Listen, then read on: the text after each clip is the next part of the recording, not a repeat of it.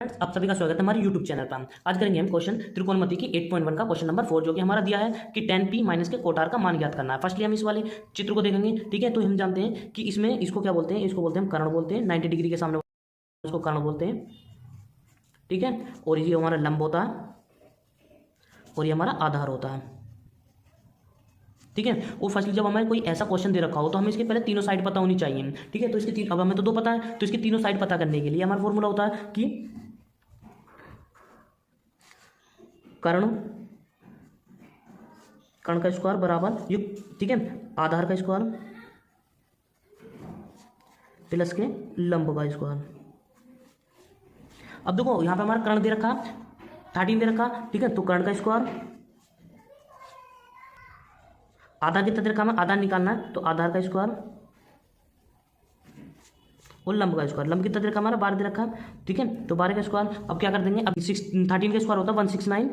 अब देखो स्क्वायर में क्या करते हैं, जैसे कि 13 तो इसी की मल्टीप्लाई इसी में कर देंगे तो वो स्क्वायर आ जाएगा। ऐसे आधार का स्क्वायर तो आधार को आधार लिख देंगे, अभी ऐसे भी लिख सकते हैं शॉर्ट में, ठीक है। इसका स्क्वायर कितना हो जाएगा 144, ठीक है। अब देखो इसको ऐसे रखेंगे, अब इधर प्लस का तो इधर माइनस का हो जाएगा 144 बराबर आधार का स्क्वायर, ठीक है। अब इसमें से इसको माइनस करेंगे तो कि हमारा आ जाएगा 25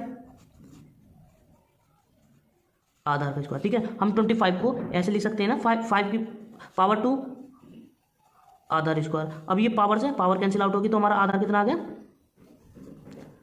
5 आ गया, ठीक है। अब देखो हमारा आधार 5 आ गया, ठीक है। अब देखो हमारा आधार आ गया हमारा 5। अब हम tan p और माइनस के कोट r का मान निकाल सकते हैं, ठीक है। तो निकाल देखो अब हमारे तीनों वैल्यू तीनों साइड पता है, तो हम पता है तो हम इनकी वैल्यू निकाल सकते हैं। तो फर्स्टली हम जान लेते हैं कि tan बराबर होता है क्या, tan थीटा। तो tan थीटा होता है हमारा लंबा कोण आधार, ठीक है। ऐसी कोट होता है, यदि कोट थीटा तो कोट थीटा होता है हमारा आधार कोण